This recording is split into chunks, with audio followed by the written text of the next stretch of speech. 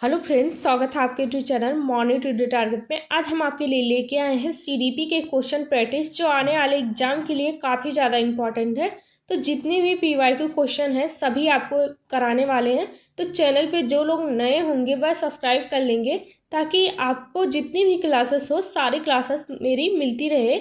यदि चाहते हैं आपका फर्स्ट ही अटैम्प्ट में क्लियर हो जाए सीटेट, तो अपनी तैयारी को अभी से रेगुलर करते रहिए और नोटिफिकेशन का इंतज़ार मत करिए, क्योंकि नोटिफिकेशन आने के बाद आपके पास टाइम बिल्कुल भी नहीं बचता है।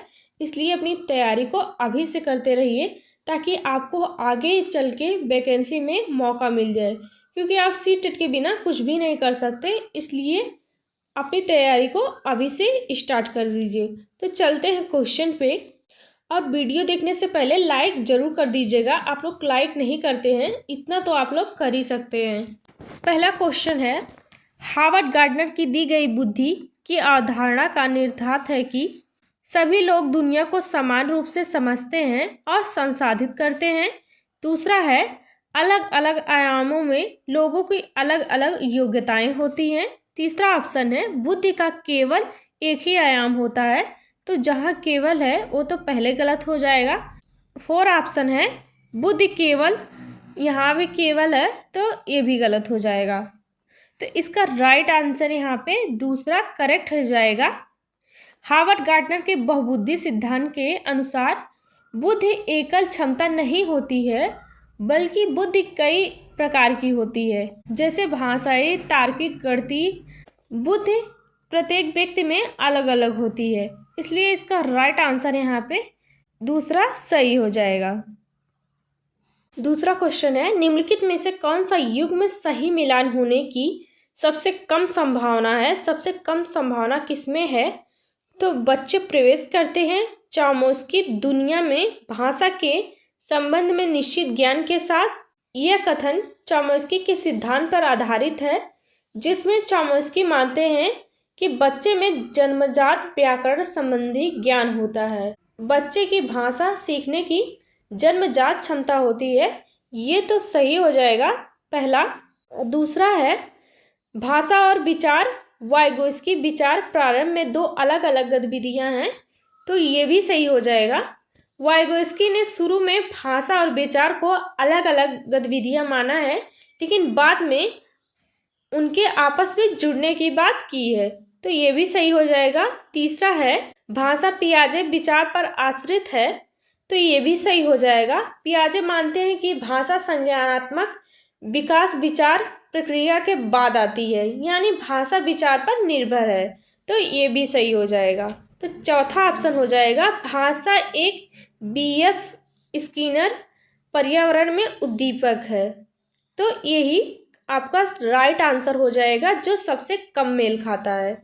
स्किनर एक व्यवहारवादी थे। उन्होंने भाषा अधिग्रहण को अनुक्रिया प्रतिफल से जोड़ा था, लेकिन उन्होंने भाषा को उद्दीपक रूप में नहीं देखा, बल्कि यह माना कि सीखना अनुकरण प्रतिफल की प्रक्रिया है। तो इसलिए इसका राइट आंसर यहाँ पे फोर ऑप्शन सही हो जाएगा, जो सबसे कम मेल खाता है। नेक्स्ट क्वेश्चन है, डैश के अतिरिक्त निम्नलिखित में से सभी सीखने के रूप में आकलन को बढ़ावा देते हैं। तो कौन सबसे कम बढ़ावा देता है सीखने को? शिक्षार्थियों को आंतरिक पृष्ठपोषण लेने के लिए कहना। तो ये तो सही हो जाएगा। अवसर लेने हेतु शिक्षार्थियों के लिए एक सुनिश्चित वातावरण का निर्माण करना, ये भी पॉजिटिव है। तीसरा ऑप्शन है, पढ़ाए गए विषय पर मनन करने के लिए शिक्षार्थियों को कहना। तो ये भी पॉजिटिव है। तो सबसे कम संभावना इसमें है कि जितनी संभावना हो शिक्षार्थियों को लगातार परीक्षण करना। तो लगातार परीक्षण करना उतना सही नहीं होगा, इसलिए इसका राइट आंसर यहाँ पे फोर ऑप्शन सही हो जाएगा।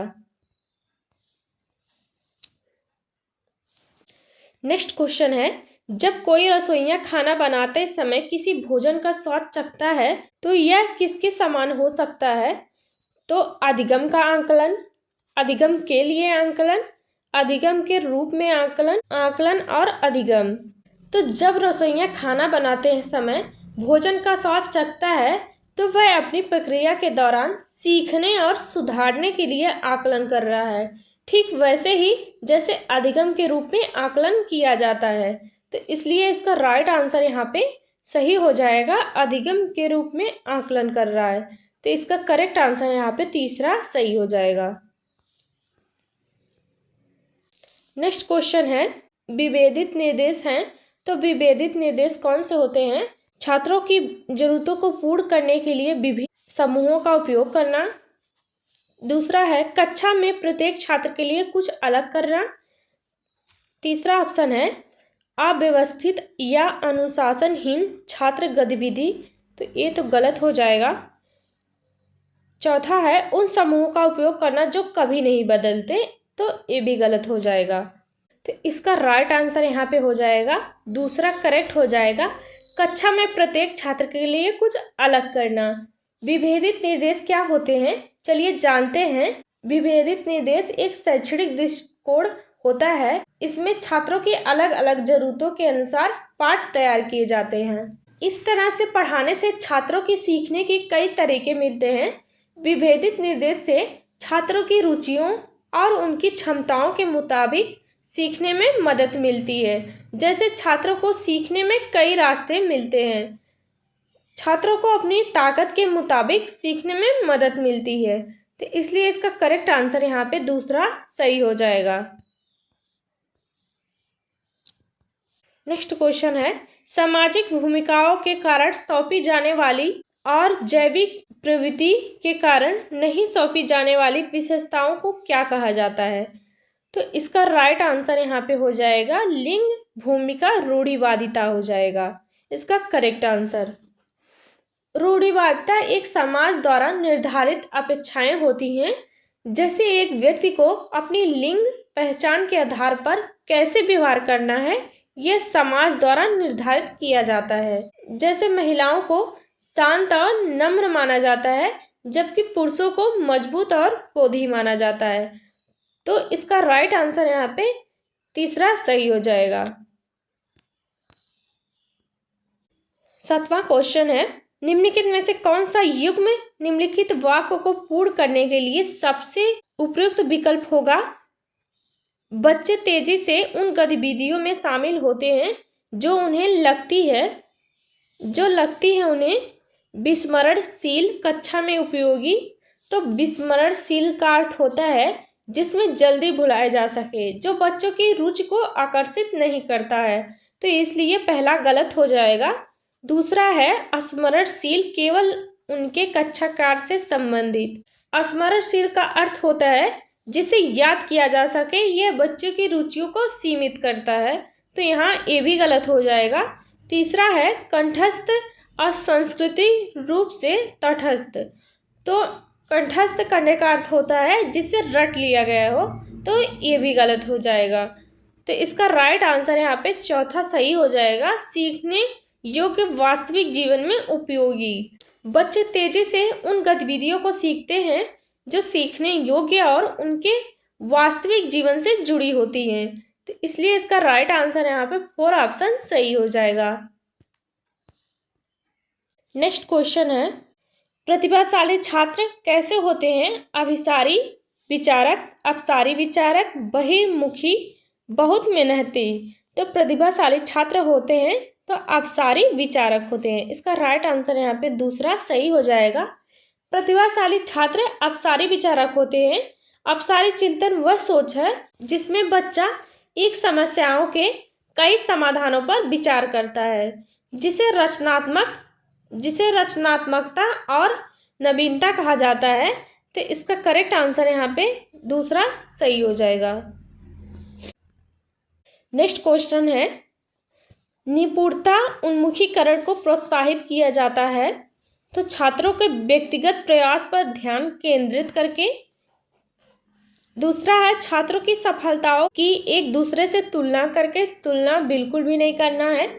तो गृहदत्त कार्य के रूप में अधिक अभ्यास विषय वस्तु प्रदान करना, तो ये भी गलत हो जाएगा। अधिक अभ्यास और विषय वस्तु प्रदान करना, तो ये भी निगेटिव हो जाएगा। चौथा ऑप्शन है अप्रत्याशित परीक्षण लेकर, तो ये भी गलत हो जाएगा। तो इसका राइट आंसर जो हो जाएगा पहला सही हो जाएगा, छात्रों के व्यक्तिगत प्रयास पर ध्यान केंद्रित करके। छात्रों के व्यक्तिगत प्रयासों पर ध्यान केंद्रित करने से उनकी सीखने की क्षमता में सुधार होता है, क्योंकि यह बच्चों के स्वयं की प्रेरणा और आत्मविश्वास को बढ़ाता है और छात्रों की अपनी गति से सीखने और अपनी क्षमताओं को पहचानने में सहायता करता है। तो इसलिए इसका राइट आंसर यहाँ पे पहला सही हो जाएगा। नेक्स्ट क्वेश्चन है, निम्नलिखित में से कौन सा सुमेलित है? शारीरिक विकास पर्यावरण, संज्ञानात्मक विकास परिपक्वता, सामाजिक विकास पर्यावरण, भावनात्मक विकास परिपक्वता। तो इसका करेक्ट आंसर हो जाएगा सामाजिक विकास पर्यावरण। सामाजिक विकास का मतलब होता है दूसरों के साथ बातचीत करना और सहयोग करना, सामाजिक नियमों को समझना। सामाजिक विकास पर्यावरण अंतःक्रिया का परिणाम होता है, इसलिए इसका राइट आंसर यहाँ पे तीसरा सही हो जाएगा। नेक्स्ट क्वेश्चन है, निम्नलिखित में से किसके सिवाय सभी तथ्य इंगित करते हैं एक बच्चा भावनात्मक और सामाजिक रूप से कक्षा में उपयुक्त है? तो पहला, साथियों के साथ अच्छे संबंध विकसित करना, दूसरा है चुनौतीपूर्ण कार्यों पर ध्यान केंद्रित करना और जारी रखना, और तीसरा ऑप्शन है क्रोध और आनंद दोनों को प्रभावी ढंग से प्रभावित करना और साथियों के साथ प्रतिस्पर्धा पर लगातार ध्यान केंद्रित करना। तो यही आपका राइट आंसर है जो गलत हो जाएगा। प्रतिस्पर्धा पर अत्यधिक ध्यान केंद्रित करना बच्चे के बीच संघर्ष या तनाव का कारण बन सकता है, इसलिए प्रतिस्पर्धा नहीं करना है। तो इसका 4 ऑप्शन सही हो जाएगा। नेक्स्ट क्वेश्चन है, अधिगम को अधिकतम करने के लिए निम्नलिखित में से कौन से सर्वाधिक उपयुक्त होगा? तो कौन सा सही होगा? शिक्षक को अपनी संज्ञानात्मक शैली के साथ साथ अपने छात्रों की संज्ञानात्मक शैली की पहचान करनी चाहिए। दूसरा है समान छात्रों की जोड़ी बनाकर छात्रों में व्यक्तिगत विभिन्नता को कम किया जाना चाहिए, तो कम नहीं करना है, इसलिए दूसरा गलत हो जाएगा। तीसरा है सर्वोत्तम परिणाम लाने के लिए शिक्षक को केवल, तो कि केवल आ गया इसलिए गलत हो जाएगा। यहाँ पे केवल अधिगम की शैली पर ध्यान केंद्रित करना चाहिए, ऐसा बिल्कुल भी नहीं है। तो चौथा ऑप्शन हो जाएगा विचारों में विभिन्नता से बचने के लिए समान संस्कृति पृष्ठपोषण के छात्रों को एक ही कक्षा में रखना, तो ये भी गलत हो जाएगा। तो इसका राइट आंसर जो हो जाएगा पहला सही हो जाएगा। छात्रों की संज्ञानात्मक शैली को समझना और उनके अनुसार शिक्षण विधि अनुकूलित करना अधिगम अधिक प्रभावशाली बनाने में मदद करता है। इससे क्या होता है, इससे प्रत्येक छात्र की आवश्यकता और उनकी क्षमता के अनुसार शिक्षण किया जा सकता है, जिससे अधिगम प्रक्रिया अधिक सफल होती है। इसलिए पहला राइट आंसर इसका सही हो जाएगा।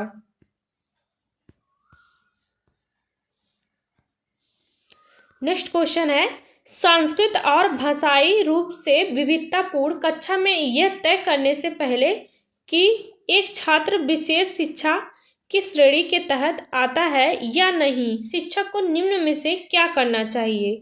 अभिभावकों को शामिल नहीं करना चाहिए, क्योंकि अभिभावकों को उनका अपना काम होता है। और दूसरा है अक्षमता स्थापित करने के लिए उसके मातृभाषा पर छात्र का मूल्यांकन करना चाहिए। तीसरा है विशेष मनोवैज्ञानिक का उपयोग करना चाहिए। चौथा ऑप्शन है पर्यावरणीय कारक को प्रभावहीन करने के लिए बच्चों को अलग करना चाहिए। तो ये भी गलत हो जाएगा और तीसरा भी गलत हो जाएगा। तो इसका राइट आंसर जो हो जाएगा, तो दूसरा क्वेश्चन सही हो जाएगा। छात्रों की मातृभाषा में मूल्यांकन करने से उनकी भाषा संबंधी कौशल अक्षमता को बेहतर ढंग से समझने में मदद मिलती है, खासकर यदि कक्षा में अंग्रेजी या अन्य भाषा का उपयोग किया जाता है तब। तो इसलिए इसका राइट आंसर जो सही हो जाएगा, दूसरा ऑप्शन करेक्ट हो जाएगा।